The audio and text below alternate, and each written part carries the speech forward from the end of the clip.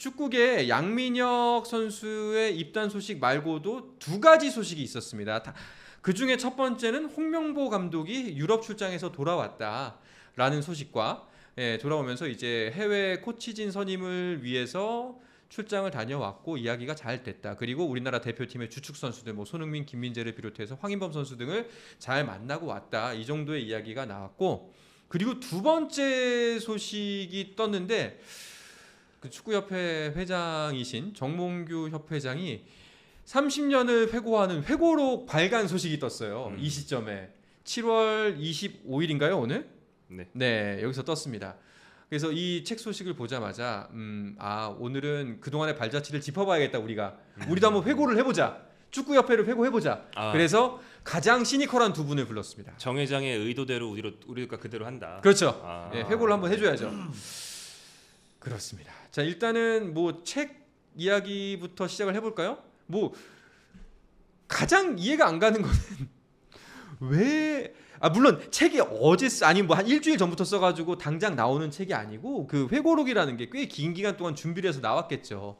그래서 이미 뭐 만들어져 있는 책이 발간이 된다는 이야기일 텐데 그런데 도대체 무엇 때문에 하필이면 그게 지금이냐는 겁니다. 제가 알기로는 작년부터 정몽규 회장이 책을 준비한 걸로 알고 있는데 본격적으로 근데 작년 1월에 한국 축구를 생각해 보면 좋은 일들이 올해 많을 거라고 예상을 하지 않았을까요? 카타르 지나고 사실 1월에 아시안컵에서 역대 최강의 대표팀이 64년 만에 아시안컵을 들어올릴 거라는 기대를 저도 했었고 또 정 회장은 클린스만 감독을 본인이 선임했으니까 잘할 거라고 믿으셨겠죠. 당연하죠. 세계 최고의 세계 최고의 선수였던 위르겐 클린스만을 매우 좋아하셨던 건 모두가 알고 있고요. 그리고 3월에는 같은 장소에서 황선홍 감독이 올림픽 11회 연속인가요? 이번에 갔으면 11회 연속이죠. 그렇죠. 11회 연속 진출을 확정 지을 거라고 생각했을 겁니다. 근데 제가 두 개 다 현장에서 봤는데 힘들었어요. 제가 많이 힘들었고 재밌었겠다. 뭐 정몽규 회장도 즐겁진 않았을 겁니다. 그리고 대표팀 감독을 2월에 경질하고 7월에 새 감독을 뽑았는데 홍명보 감독이었을지도 몰랐을 거고 이런 뭐랄까요 대표팀 감독을 선임했는데 초유의 국가적인 관심사라고 해야 되나요? 뭐 감사가 한다, 국정감사를 한다, 문체부 감사를 한다 이런 얘기가 있을 때 책이 나올 거라고 예상하지 못했을 겁니다. 저한테 국회의원 의원실에서 자꾸 보도자료가 와요. 그래요? 자기들이 축구협회 비판하는 자료를 이렇게 분석했으니까 기사 쓰라고. 보도자료를 보낸다고요? 기사를 쓰라고? 요즘에 소위 대한축구협회라는 이슈가 팔리는 거죠. 그렇죠. 정치인들도 여기서 이제 한 숟가락 얻겠다. 나도 한번 같이 까고 대차게 한번 까고 대중들의 관심과 사랑을 한번 받아보겠다라는 것 같은데 알겠습니다. 자 오늘 만약에 우리나라가 올림픽에 진출을 했다면 이 자리에 두 분 다 없었을 거거든요. 지금 프랑스에서 축구 대표팀 취재하면서 피곤한 몸을 이끌지만 눈은 초롱초롱하게 우리의 승리를 기원하면서 열심히 일하고 있었을 텐데 기껏 유튜브나 출연하고 있으니 류청 기자 파리 엄청 좋아하시거든요. 그러니까요. 파리를 제가 좋아하진 않고요. 거짓말입니다.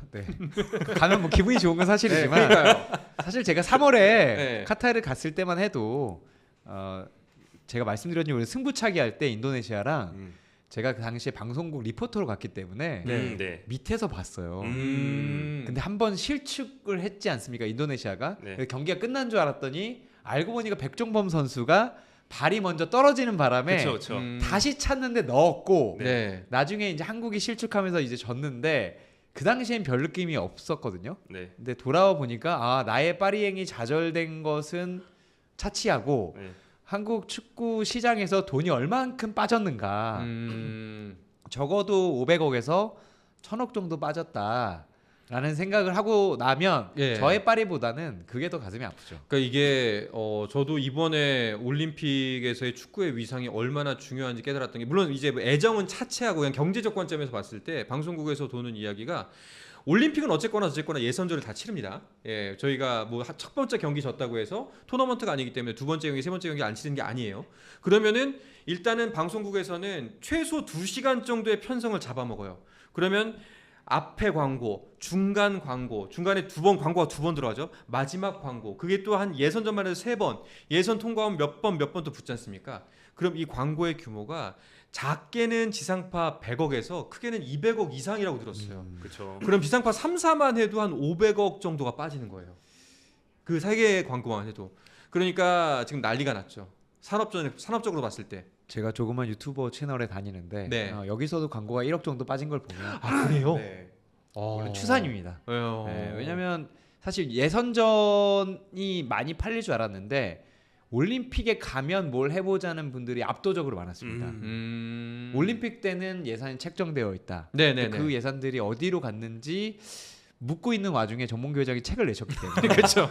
네, 저희도 좀 묻고 싶습니다. 그렇습니다.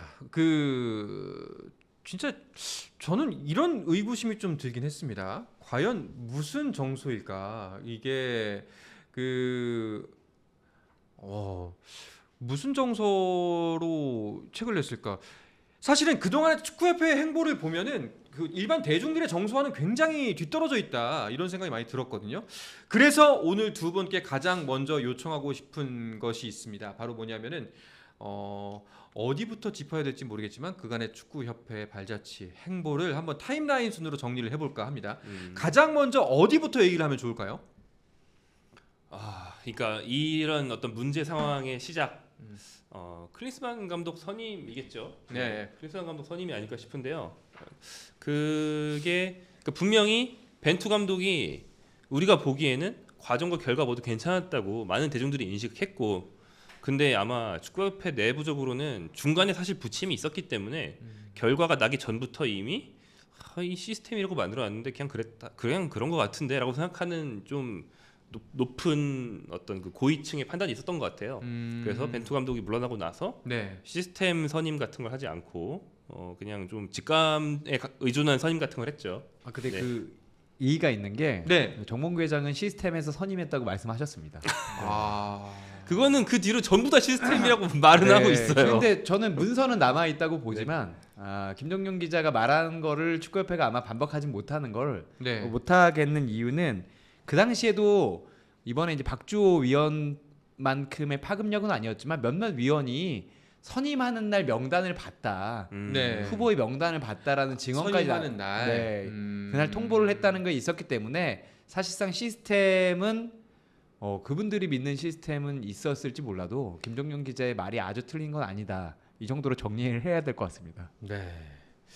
자, 그렇게 해서 벤투 감독은 4년을 원했었죠, 당시에. 재계약 조건을.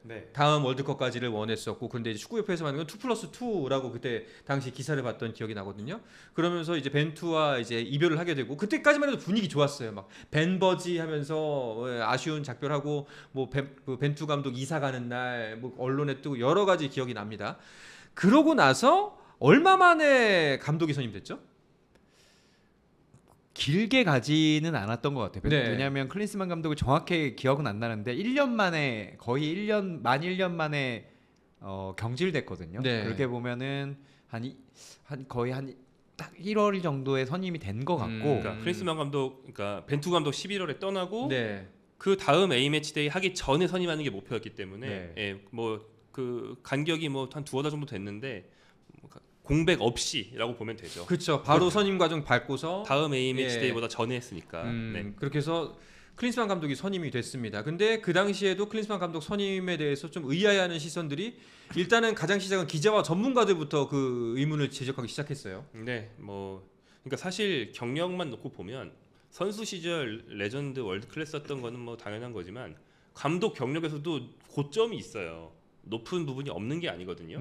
독일 월드컵 4강, 미국 월드컵 16강 여기까지는 괜찮아 보이죠. 근데 문제는 그 뒤로 내리막이었다. 그러니까 일시적인 부진이 아니고 지속적인 내리막이었고 그 내리막 속에서 어떤 일관된 경향, 가면 갈수록 유효 기간이 더 짧아지는 그런 경향이 있었다라는 게 좀 불안 요소였던 거거든요.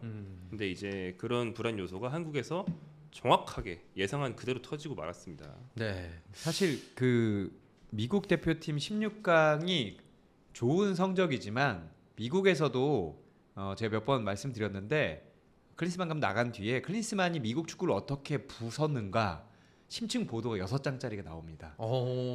미국 내부에서요? 네, 라커룸 토크를 어떻게 했으며 미국의 레전드들을 어떻게 다뤘으며 외국에서 뛰는 선수들을 중용하고 MLS를 무시했다. MLS 커미셔너와도 알력이 있었다. 이런 보도가 사실 이거를 크리스만 오기 전에 한국인 축구 팬들이 대단하잖아요. 네.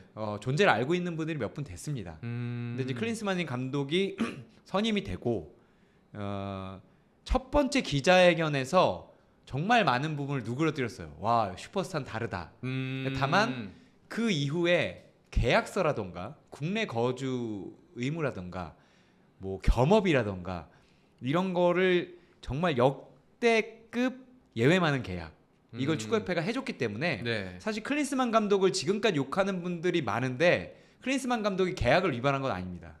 계약서대로 한 거예요. 단 하나 위반한 거 없다. 제가 단 하나까지는 얘기하지 못하겠는데 예. 아마 위반을 했다면 대한축구협회에서 위약금이라던가 아니면은 문제 삼을 행동들이 있었을 텐데 저는 클린스만 감독이 바보가 아니라고 생각합니다. 오히려 되게 영악한 사람이라고 생각하는데 계약서를 그렇게 썼기 때문에 클린스만 감독이 그렇게 한 거다. 근데 계약서는 상호잖아요. 우리가 계약서를 그렇게 만들어 준 겁니다. 네. 자, 그렇게 해서 클린스만 감독이 선임이 됐고 일단은 초반에는 뭐 벤투 감독이 만들어 놓은 스쿼트 그대로 경기 운영하면서 뭐 만족할 만한 경기도 아니었고 그렇다고 실망할 만한 경기도 아니었는데 평가전을 계속해서 치르면서 점점 더 의구심과 함께 실망감이 커져갔죠. 네, 부임 직후에 그러니까 첫 경기에서 뭐 결과는 안 좋았지만 화끈하긴 하다라고 해서 조금 분위기가 좋았던 기억이 나고 네. 그 뒤로 무승이 좀 길어졌었죠.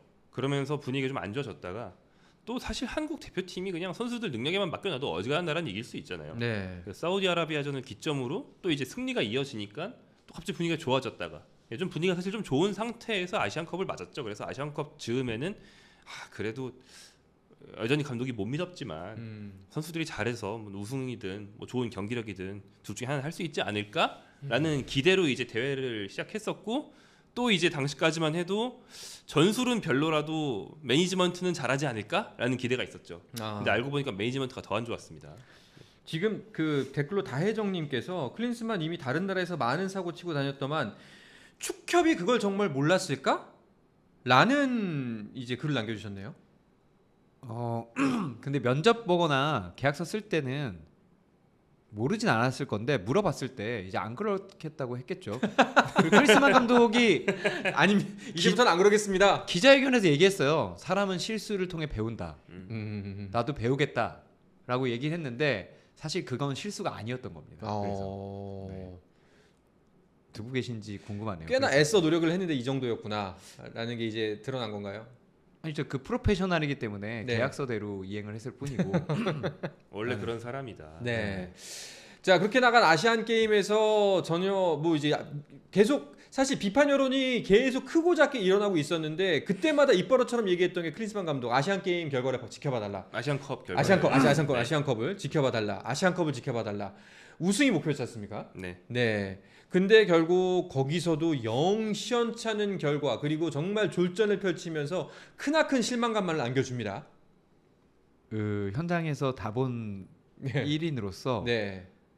경기가 즐거웠던 적이 없습니다. 단 한 번도. 근데 다만 이기면 돼요. 저는 이렇게 해서라도 우승하면 된다고 생각했습니다. 그렇죠. 네. 우리가 64년 동안 경기를 매우 잘한 적이 없진 않아요. 근데 우승컵을 못 들어올렸으니까 뭐 16강, 8강에서 다 극적으로 이겼잖아요. 이렇게 하다가 보면 우승할 수도 있겠다라는 생각이 들 때쯤에 묘한 희망감을 심어줬죠 우리한테. 네, 요르단에게 정말 뭐 유튜브니까 이런 표현 떡실신을 당하고 네. 제가 두 방을 정말 정말 제대로 먹었거든요 그때는. 네. 그러니까 요행이 아니었어요. 요행이 아니라 요르단이 완벽하게 준비를 하고 왔고 두 경기째였는데 오히려 우리는 요르단을 제어하지 못했고 그렇죠. 요르단은 한국의 약점을 완벽하게 파고들어서 정말 수비진을 헤집어 넣으면서 두 골을 터트리는 걸 보면서 우리 큰일 났다. 네. 망했다라는 생각이 좀 들었고 그리고 몇 번 얘기했지만 그때 이제 불화설 얘기가 나오면서 그렇죠. 기자들도 사실 알았습니다. 그 전에. 그때 즈음이 이제 불화설 얘기가 나오고 탁구 논란이었죠. 네. 예. 뭐 정확히는 몰랐지만 불화가 있다는 걸 알았고 다만 그때도 몇몇 분들이 물어봤는데 근데 그때는 왜 기사나 이야기를 하지 않았냐라고 하는데 대회 도중이었고 사실 대회 도중에는 무슨 일도 일어날 수 있다고 생각을 했기 때문에 넘어갔지만 나중에 그 퍼즐을 맞춰 보니 김정용 기자가 얘기한 것처럼 매니지먼트도 완벽하게 실패한 대회였다. 그런 게 드러나면서 화가 좀 났죠. 화가 조금 났군요. 조금 났습니다. 조금. 네. 자, 그렇게 해서 아시안컵을 잘 말아먹고 이제 한국으로 복귀를 했습니다. 네. 그러고 나서 어떤 일이 펼쳐졌나요? 그리고 이제 끝났죠. 네. 예, 그러니까 그 과정에서 그러니까 4강이라는 결과가 사실 엉망진창인 결과는 아니에요. 그렇죠. 4강이니까요. 네. 뭐 준결승이죠. 네, 네. 뭐 유로 같은 거 생각해 보세요. 그 어떤 우승 후보도 4강에서 3팀 떨어지고 한 팀 우승하는 거거든요.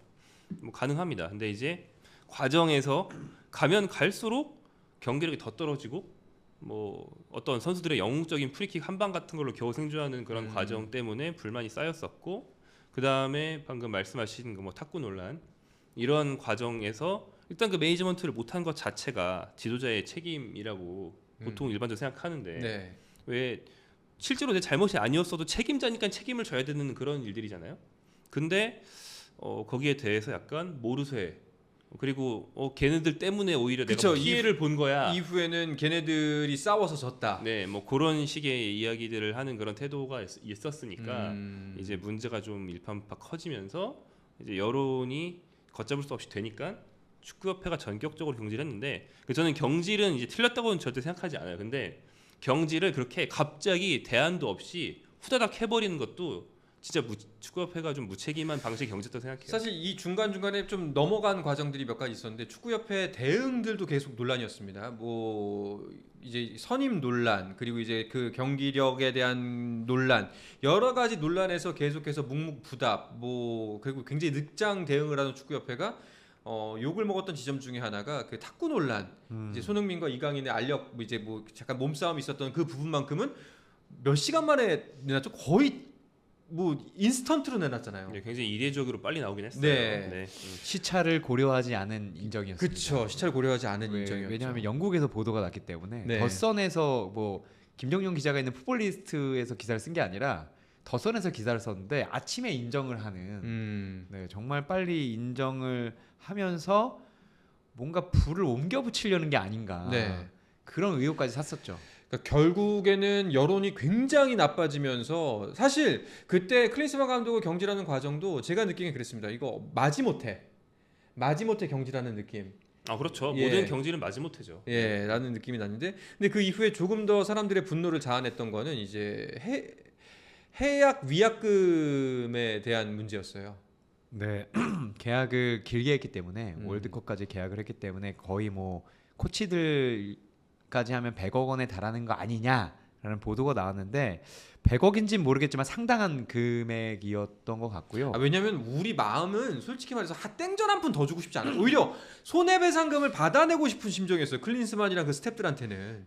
뭐 사실 울리 슈틸리케 감독도 경질했을 때 위약금을 줬습니다. 네. 왜냐하면 위약금이라는 게 계약을 지키지 않은 쪽에서 계약을 이행하려는 이에게 주는 거기 때문에. 근데 감독들이 되게 계속 하고 싶잖아요, 당연히. 근데 울리 슈틸리케 감독은 그렇게 고연봉도 아니었고 뭐 사단도 데려오지 않았기 때문에 위약금이 적었고 사실 울리 슈틸리케 감독은 태도적인 측면에서 욕할 것은 하나도 없었습니다. 그러니까 나중에 경기력이 좋지 않으니까 숫자를 내고 뭐 선수 탓을 한 개념은 있지만 하소연에 가까웠지 뭔가 나에게 잘못이 하나도 없다 이런 태도는 아니었는데 네. 그럼요. 독일인이 한국 맥주도 열심히 마시고 네. 네, 맛있다 그러고 그리고 네. 행사도 다 나갔어요. 저는 그게 옳은지는 모르겠지만 국가대표팀 감독으로서 축구협회에서 원하는 행사에도 다 나가고 정말 열심히 했는데 클린스만 감독은 역대 최소 아마 국내 언론 접촉과 대민 접촉이지 않았나.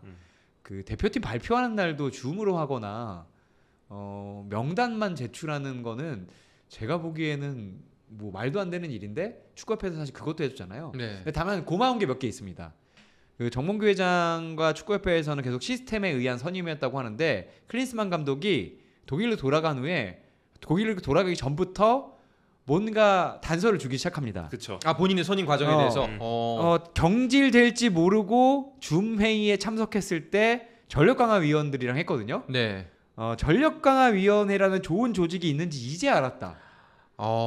근데 이때 제가 한번 말씀드렸지만 전력 강화 위원회 패싱이 계속해서 일어나고 있었어요. 선임부터. 왜냐면 전력 강화 위원회라는 게 감독만 뽑는 게 아니라 다른 팀에 대한 정보도 주고 경기 결과에 대한 리뷰도 같이 하는 조직인데 네. 축구협회 수뇌부에서 A 대표팀 안건을 올리지 말아라라고 해서 안에서 좀 이야기가 있었어요. 그리고 우리는 감독 뽑지도 못하고 감독을 돕지도 못하면 의견도 전달 못하고 여기 왜 앉아 있느냐? 그러니까 예. 당신들이 A 대표팀만 돕는 게 아니다. 각급 대표팀을 돕는 거기 때문에 너무 흥분하지 말아라. A 대표팀만은 내버려 두고 딴 데 네. 신경 쓰십시오. 일종의 그랬던 거죠. 예. 근데 클린스만 감독이 그거를 인정합니다. 국가대표 전력화위원회가 있는지 몰랐다. 이런 좋은 조직이었으면 계속 얘기를 했을 텐데 라고 얘기를 했고 돌아가서는 정몽규 회장이 월드컵 도중에 만났는데 카타르에서 네, 카타르에서 만났는데 새로운 감독을 선임해야 돼서 고민이 많더라. 그래서 내가 농담조로 부담 갖지 말고 나도 할 수 있다. 이런 식으로 그러니까 쌍탄표라 아니다 이런 식으로 얘기를 했는데 정말 제안이 왔다라고 얘기를 했어요. 그러니까요. 네. 그러니까 시스템이고 뭐고 정몽규 회장이 만나서 이렇게 유명한 사람이 할 수 있다고 나한테 말했어? 여기서 시작됐다는 거죠. 그렇죠. 네. 그랬을 가능성이 매우 크다고 얘기하죠. 네. 네. 아 그리고 그 지금 잘생님께서도 지적해 주셨는데 그 당시 전력강화위원 독일 그 이름도 까먹었는데 독일 분이었거든요. 아 마이크 밀러. 예 맞아 밀러. 네. 네. 그 아저씨는 뭐 한 거예요 그러면? 근데 저는 그 마이클 밀러 전력강화 위원장도 그렇고 이번에 이임생 그 기술이사도 그렇고 네. 많은 분들이 이 두 분의 인터뷰를 보고 분노를 금치 못하셨잖아요. 그렇죠. 저는 이분들이 할 수 있는 말이 그렇게 적었다고 봅니다. 왜냐하면 권한이라던가 이런 부분에 대해서 두 분들은 다 얘기는 하지만 어떤 그림으로 봐도 이 두 분이 이야기할 수 있는 부분이 극히 적지 않았을까? 아니 그러면은 그렇게 뭐 제가 좀 풀어서 얘기를 하자면은 멀쩡한 사람도 거기만 가면은 그렇게 된다는 겁니까? 아 그러니까 예.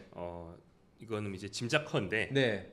마이클 밀러 위원장이나 이런 분들이 그렇게 공식 석상에 나와서 왜 선임했는지라든지 이런 얘기할 때 상당히 횡설수설하는 것처럼 보여서 비판이 커진 경우가 있거든요. 맞아요. 근데 그거는 뭐 하고 싶은 말을 조리 있게 못해서가 아니고 사실은 본인이 어떤 위원장으로서의 직책을 다 수행하면서 자기가 주도해서 선임한 게 아니고 탑다운 선임이었는데 아니 그런데 이제 말을 돌려야 되다 그렇게 말을 못하니까 말을 돌려야 되다 보니까 횡설수설이 되는 게 아니냐 그런 의심이 있었죠. 네. 그렇죠. 합리적인 의심이죠. 왜냐하면은 저 사람들이 왜 저렇게밖에 말을 못할까? 저런 사람들이 아닌데라는 지적이니까. 전력 강화 위원장 보다도 더 높은 선 축구협회에 몇 명이나 있을까요? 한 3-4분 정도 계시지 않을까라는 생각이 듭니다. 뭐 일단은 뭐 협회장이 있을 거고요. 그리고 부회장은 여러 명이잖아요. 부회장님이 계시고 네. 근데 상금 부회장님은 한 분 계십니다. 한 분 음. 계시고 사실 뭐 협회 기술 파트도 있고 경영본부도 있기 때문에 근데 네. 저희가 내부의 사정은 완벽하게 알 수 없지만 아마 마이클 윌러 위원장은 할 말이 적었을 것이고 뭐 이임생 기술이사는 조금 다르긴 합니다. 이임생 기술이사는 자신이 홍명보 감독이 1등이었고 가서 설득을 했다고 직접 얘기를 했기 때문에 다만 그 이유에 대해서는 횡설수설을 했었죠. 네. 예. 아 이게 진짜 이야기를 좀 정리하면서 차근차근 하고 싶은데 이거 만약에 처음부터 끝까지 다 짚어서 하려면은 솔직히 오늘 핸드볼 게임이고 뭐고 한 새벽 2-3시까지 해야 될 것 같은 느낌이 듭니다. 일단은 타임라인만 먼저 깔끔하게 끝내보도록 하죠. 자 그렇게 해서 클린스만 감독이 물러나고 이제 새로운 감독 찾기에 나섭니다. 축구협회가. 그게 2월이었죠 올. 네. 그래서 굉장히 급했어요 당시에. 3월 A매치를 당장 새로운 감독이 지휘할 수 있게 하겠다는 게 원래 계획이었어요. 원래 그 목표한 시기였거든요. 근데 그러면서 국내 감독도 보지만 해외 감독도 본다고 그랬는데 그건 물리적으로 완전히 불가능합니다. 그래서 저거 안 될 텐데 시간상 네. 그러니까 불가능하다는 게 시간상 안 된다는 그렇죠, 거예요. 그렇죠. 예. 누구는 안 될 텐데라고 생각했는데 역시나 안 됐죠. 3월을 임시 감독 황선홍 감독이 이제 진행을 했는데 뭐 많이들 아시다시피 일반적인 상황에서는 U23이나 U20 감독이 A 대표팀을 잠깐 와서 해주는 일은 다른 나라에서도 있고 기급 네. 상황엔 다들 그렇게 해요. 하지만 당시에 황 감독은 더 중요한 일정인 U23의 가장 중요한 일정 아시아 예선 올림픽 예선이 있었는데 그렇죠. 그걸 이제 동시에 하느라 좀 시선이 분산됐고 네. 꼭 이것 때문은 아니겠지만 결과적으로 탈락을 하게 되죠. 그래서 이제 큰 나비 효과로 이어졌고 그 다음에는 6월 A 매치는 그럼 새 감독이 지휘하도록 하겠다라는 목표가 있었는데 이게 또 무산되면서 6월은 새로운 김도훈 임시 감독이 지휘하게 됐죠. 그리고 그 과정에서 김도훈 임시 감독이 지휘하게 되는 그 정도 시기, 그 약간 앞 시기에 한번 전력강화위원회에서 외국인 감독으로 적극적으로 밀었던 제시 마시 전 프리미어리그 리즈 유나이티드 감독이랑 접촉을 해서 협상을 했는데 안 됐죠. 예, 그래서 그러니까 협상을 좀 끌고 있는데 캐나다 축구협회가 전격적으로 달려들어서 네. 캐나다 감독으로 선임해 가면서 뭐 그 뒤에 나온 박주호 강화위원회 회고에 따르면 그때 즈음부터 이미 전력강화위원회에서 우리가 할 수 있는 건 이미 다 없었다. 예, 우리가 할 수 있는 건 다 쏟아 부었는데 무산된 시기부터 우리는 뭘 할 수 있는 게 없었다. 그러니까 그 동안에 벌어졌던 박주호 의원 주장으로서는 이제 벌어졌던 전력강화위원회 내부에서의 회의나 감독 선임 절차는 일종의 요식행위가 되어버렸고 결과적으로 되어버렸고 결국에는 몇몇 위원들이 주장하던 그리고 내부적으로 계속해서 이야기가 나왔던 국내 감독 그 중에서도 홍명보 감독으로 결정이 되었다라는 게 최근까지의 결과인 것 같습니다. 네, 네. 맞습니다. 핸섬보이님께서 트랩이 협찬인가요 하시는데 아니요 저희 아직 수익 창출도 안 돼서 협찬 같은 건 어불성설이고요. 그리고 오늘 정몽규 회장님이 책을 내신 소식을 듣고 소화가 안 돼서 탄산수를 먹고 있었습니다. 근데 네. 한번 읽어볼 만한 한 것 같아요. 아 그래요? 왜 이래 이 사람? 왜냐면 축구협회 취직할 생각 있어요 지금? 그게 아니라 정몽 회장이 말씀을 많이 하는 분이 아니잖아요. 근데 570페이지 정도고 벌써 이제 그 목차를 인터넷 서점에 보신 분들이 목차부터 재밌다. 아 그래요? 라고 말씀을 하시고 제가 알기로는 정몽규 회장이 직접 집필하는 걸로 알고 있어요. 물론 이제 도움을 어시스턴트는 당연히 이 정도 분들은 다 붙지만 정말 대부분을 자신이 집필하셨다고 하니 네. 읽어볼만 할 것 같습니다. 근데 재밌지 않겠어요? 어떤 생각을 하고 네. 썼는지는 이제 사실 제 입장에서는 취재라는 의미에서도 읽어는 봐야 됩니다. 이건 봐야죠. 왜냐면 저는 의무죠. 이런 근데 타임라인에 맞춰볼 수 있잖아요, 저희가. 본인이 썼는데 570페이지 물론 이제 100% 아닐지언정 그래도 많은 부분을 직접 쓰셨다고 하니까 570페이지 썼다고요? 570페이지 그래도 책값도 29,000원이었던 걸로 알고 있습니다. 29,000원이요? 네, 그래서 어우. 책값이 왜 이렇게 비싸 하고 보니까 두꺼워서. 그리고 회장님들은 일단 그 양장본을 좋아하십니다. 아, 양장이에요. 예, 뭔가 좀 책 좋은 책 두껍고 예, 양장본이어서 양장이 아니기 어려울 겁니다. 아마. 그 책 표지 사진 한번 다시 한번 또 올려주시죠. 야 이겁니다. 맞아요. 축구의 시대 네. 정몽구 축구 30년. 네. 이 뭐, 30 빼고 다른 거 넣으면 안 될까요? 그냥 예. 이제 우리가 저 책에 대해서 알 수 네. 있는 게 이제 내용은 하나도 모르니까 네. 뭐 이제 발간 보도자료에 있는 그 목차, 네. 그 다음에 저자 소개, 뭐 이런 것들밖에 현재로서는 접근할 수가 없는데 저자 소개에 이제 어렸을 때 별명이 이름에 몽자가 들어가서 꿈꾸는 왕자였다. 아, 꿈꾸는 왕자. 이렇게 이제 시작을 해가지고 많은 이제 밈으로 쓰이고 있죠. 저는 축구 팬들이 대단하다고 느끼는 게 네. 땡땡 문고에 제가 지금 상세 페이지 들어갔거든요. 네. 분명히 아직 책을 받으신 분이 80분이 안 될 텐데 리뷰가 80개 달려 있어요. 그래요 벌써. 네. 이것은 조금 네. 네. 아니, 약간 축구 팬들 입장에서는 뭔가 좀 요즘 분노의 대상이긴 하잖아요. 네. 그래서 이 책에 있는 어떤 좋았던 문장을 뽑아가지고 리뷰로 다는 기능이 있단 말이에요. 저런 인터넷 서점 홈페이지에.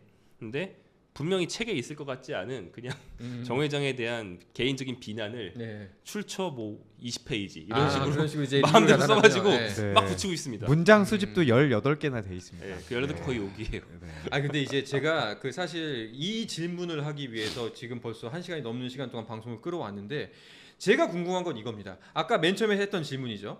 왜 하필 이 시점에 책을 내야만 했을까? 라는 의구심부터 시작해서 그 의문을 쭉 쫓아가 보면은 사실 그동안 축구협회가 우리에게 보여줬던 모습에서 느꼈던 괴리감 같은 게 있거든요. 이 사람들은 과연 신문 기사를 안 보나? 리뷰나 댓글을 안 보나? 아니면 축구 팬들을 무시하나?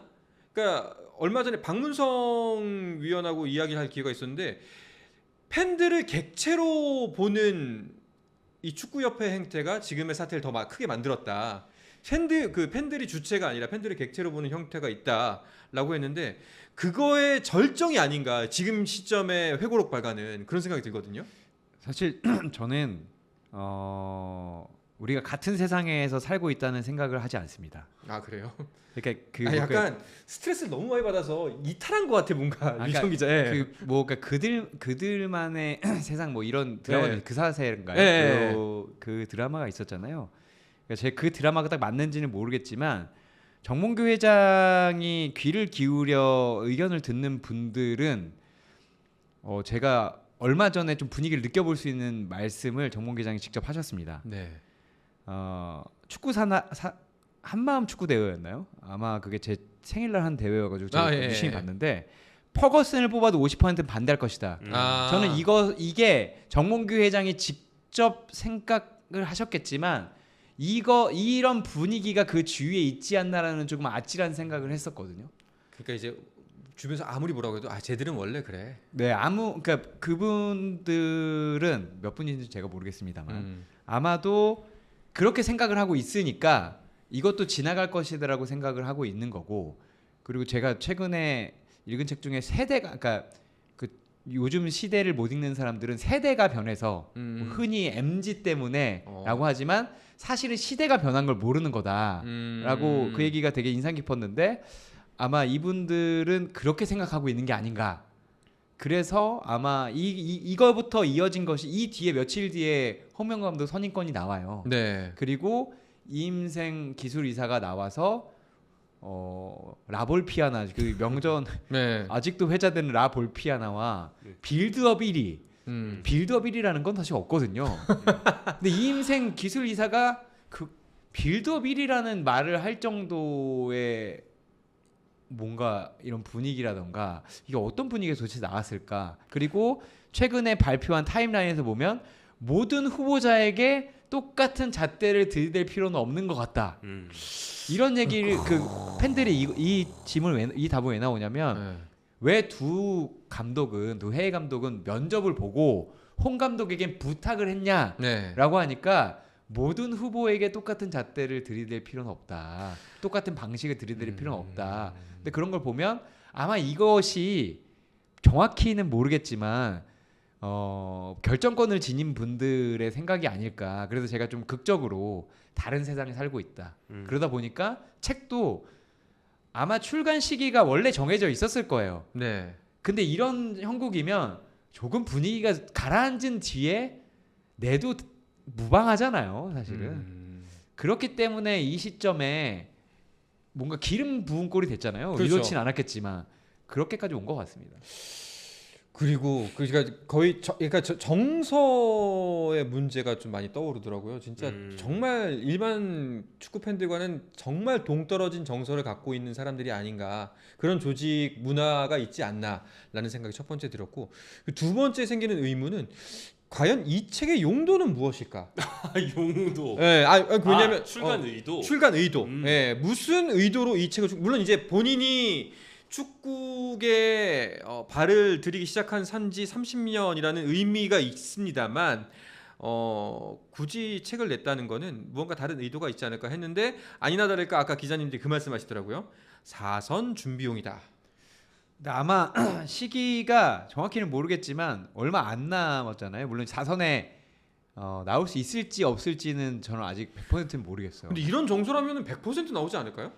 근데 하시지 않겠다는 얘기는 안 하셨으니까. 아니 심지어 그리고 그 축구협회 회장 선거라는 게 우리가 뽑을 수 있는 게 아니지 않습니까? 맞습니다. 예. 예. 투표를 하긴 하지만 뭐 국민 투표는 아니기 때문에 이사회에서 뽑나요?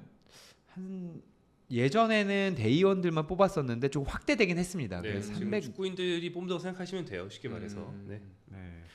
아 그러면은 마지막으로 요거 하나만 물어보고 이제 시간이 깊었으니까 핸드볼 보러 갑시다. 예. 그러면 몇몇 축구인들 박주호 위원을 비롯해서 박지성, 뭐 이영표 여러 축구계 레전드들 혹은 선수들 혹은 코치들이 비판 성명을 냈습니다. 이런 부분에서 변화가 필요하다는 목소리를 촉구를 했고요. 근데 기자 두 분께서 보시는 전반적인 축구인들의 시선은 어떤지 그게 좀 궁금해요. 전반적인 축구인들의 시선이요. 네네네. 진짜 솔직히 말하면 그러니까 이 일에 직접 연루되지 않은 이 전반적인 축구인들은 이게 옳다 그르다를 판단하기에 앞서서 나한테 불똥이 튈까 안 튈까를 보죠. 그렇지 않을까요? 소시민적인 사고 방식으로 보통 그렇죠. 네. 뭐 생활인으로서 이해가 안 가는 건 아닙니다. 왜 불이익은 피하겠지만 그렇다면은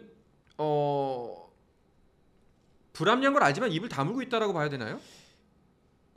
근데 제가 말씀드린 대로 여기도 정서가 좀 갈릴 것 같습니다.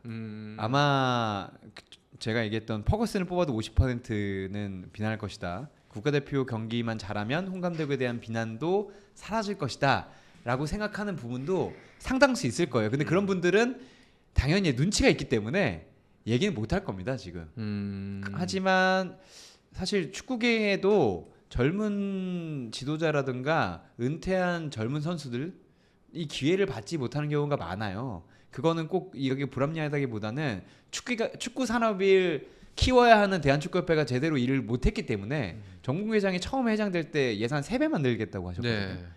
그게 삼선할 때가 아니라 초선 때였어요. 삼선하시는 동안 1.5배 정도 늘었는데 1.8배? 근데 이제 그거의 한 반 정도는 공사비입니다.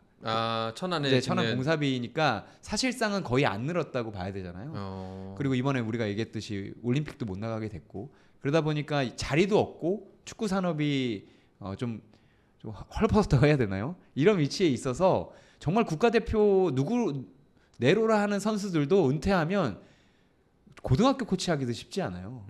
이런 상황이다 보니까 저는 오히려 이게 깊어지면 할 말하기 어려운 사회가 될 수밖에 없다. 왜냐하면 지금 한마디라도 해서 내가 자리가 없어지느니 그냥 불합리하지만 아무도 목소리를 안 내는데 그럴 수밖에 없지 않나라는 생각도 들고 그럼에도 불구하고 목소리를 좀 내야 되지 않나라는 생각도 뭐 양쪽으로 듭니다. 씁쓸하네요. 참 이게 안타깝습니다. 뭐 생계라는 분을 우리의 삶에서 뗄 수가 없기 때문에 충분히 수긍은 갑니다만 이럴 때 결국 도움이 되는 거는 축구 팬들의 여론이 아닐까 싶어요. 결국엔 여론이 뒷받침해 준다면은 많은 분들이 용기를 낼 수가 있고 그렇죠. 그리고 결국에는 팬을 이기는 스포츠는 없다고 보거든요. 사실 팬이 없으면 그렇죠. 돈을 못 벌고. 퍼거슨 감독이 그랬잖아요. 팬들이 있기 때문에 니들이 하는 공놀이 갖고 돈을 버는 거라고. 공놀이에 불과한 이 행위를 니들이 돈을 벌 수가 있고 스타 대접을 받는 거다. 그 점을 명심해라라고. 당연한 것 같아요. 네. 제가 오기 전에 지난 주말에 정말 더운데 회사에서 뭐 끌려간 건 아니지만 일본 국립 경기장에서 하는 국립데이라는 걸 보고 갔거든요. 제1리그에서 14경기를 합니다. 네. 우리로 치면 이제 옛날 서울 월드컵 경기장에서 14경기를 하는 거죠. 아니면 뭐 예전 잠실 주경기장이나. 근데 이 경기에 평균 관중 5만입니다. 이 경기들에 지금까지 8경기를 했는데 평균 관중이 5만이에요. 와. 근데 만약에 K리그가 이제 10,000명을 늘었는데 지금 J리그는 29,000명대거든요. 19,000명대거든요. K리그가 10,000명이 됐는데 지금 세상이 좀 바뀐 것 같은데 여기서 2배가 들어오고 5배가 들어온다면 제가 봤을 때 아무도 이렇게 하지 못할 겁니다. 팬들이 무서워서. 그런데 지금 늘어갈 때 우리가 기름을 부어줘야 되는데 찬물을 붓고 있는 이 행태에 대해서 전혀 실감하지 못하는 게 저는 좀 가장 아쉬운 것 같아요. 네, 알겠습니다. 자, 말씀드렸던 것처럼 시간이 많이 지나서 오늘 방송 이쯤에서 마무리해야 될 것 같습니다. 마지막으로 참 홍명보 감독 입장에서는 또 조용히 들어오고 싶었는데 이렇게 또 이슈를 만들어주는 축구협회가 야속하게 느껴질 법도 할 것 같습니다. 29일 날 기자회견이 아마 그게 이제 취임 공식 기자회견이 될 것 같은데 앞으로 홍명보 후의 운명 어떻게 될지 혹은 이제 예측이라든가 두 분의 바람 들어보면서 오늘 방송 마무리하도록 하죠. 네, 뭐 사실 축구협회의 시스템 개선이나 뭐 이런 거를 이제 요구를 하고 또 이제 뭐 비판하고 지적하고 이렇게 할 수가 있는 것이지 이미 선임된 홍명보 감독을 뭐 내려와라 뭐 이렇게 하는 거는 현실성도 낮을 뿐더러 뭐 방법이 별로 없거든요. 뭐 실제로 진짜 원하는 사람이 많다고 해도 그래서 압박을 만약에 축구팬들이 넣으신다면 좀 더 합리적인 의사결정을 할 수 있도록 뭐 그런 좀 건설적인 비판 같은 방향으로 가는 게 지금 필요한 상황이라고 생각이 되고 그거랑 별개로 이제 축구협회의 행정 방식에 대해서 좀 강한 비판이 있는 그런 상황이 돼야 될 것 같아요. 근데 이제 제가 지금 말한 게 현실화가 되려면 좀 쉽게 말해서 대표팀이 축구 팬들의 화를 그만 돋궈야겠죠. 네. 그래서 다가오는 기자회견이나 뭐 코치 선임이나 이런 게 좀 합리적으로 보이고 말이 되는 방향으로 보여야 제가 말한 게 이제 실현이 될 거고, 아니면 이제 또 들고 일어날 거 아닙니까? 그렇기 때문에 뭐 축구 팬들이 어떻게 해야 된다 이런 얘기가 아니고, 결국에는 대표팀에서 또 축구협회에서 이제라도 조금이라도 좀 정상적이고 좀 합리적인 느낌을 줘야 앞으로 굴러갈 수 있을 것 같다고 생각합니다. 네. 유청 기자 답변 듣기 전에 간단하게 데밍 XX님 답변 드리면은, 네, 아직 퇴사 안 당해서 KBS 아나운서 맞고요. 네, 회사 허락받고 같이 함께 그 회사에서 함께하는 스태프들과 진행하는 유튜브입니다. 많은 사랑 부탁드리겠습니다. 그리고 국회 국감 참고인 출석에 불출석하지 않고 응할 만한 사람 몇 명 정도 되나고 보시나요? 10월에 있을 국감 이야기 하시는 것 같은데, 뭐 한준희 위원, 정혜성, 이임생, 박주호 뭐 몇 명이나 출석할 것 같냐? 근데 이거는 그때 가봐야 알지 않을까요? 여론의 분위기에 따라서 좀 많이 사람들이 갈릴 것 같다는 생각이 들긴 하는데. 그러니까 제가 국감을 잘 모르고, 왜냐면 전 축구 전문기자인데 축구계에서는 이런 일이 잘 없기 때문에 네. 되게 좀 됐는데, 그때는 제가 기자가 아니었기 때문에 잘 모르지만 다른 분야 보면은 국감 할 때 되면 하필 그때 이제 제일 높으신 분은 어디 출장 가 있고 그 아랫분들이 나오시고, 보통 이런 식으로 하는 경우들이 많다고 알고 있거든요. 맨날 출장 가 있어. 뭐 네. 해외에 뭐 어쩌고 저쩌고. 부득이하게 제가 대신 나온 점 뭐 이렇게 된다고는 알고 있거든요.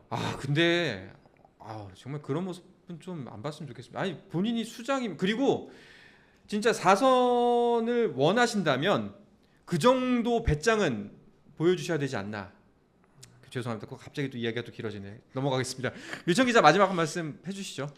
뭐 저는 없고 이제부터 잘하시면 될 것 같습니다. 제가 봐서 지나간 거는 네. 계속해서 얘기가 나오고 있고 다 아니까. 근데 저는 지금까지 왜 사람들이 화를 내는지 돌아보시고 앞으로는 그렇게 안 하면 되지 않을까. 그리고 대표팀은 저도 김정규 기자랑 똑같습니다. 이제 뭐 홍명 감독이 물론 되게 아쉬움이 많은 상황에 선임이 됐지만 그거를 다시 내려오라고 하는 것도 이제 비현실적인 것 같고. 네.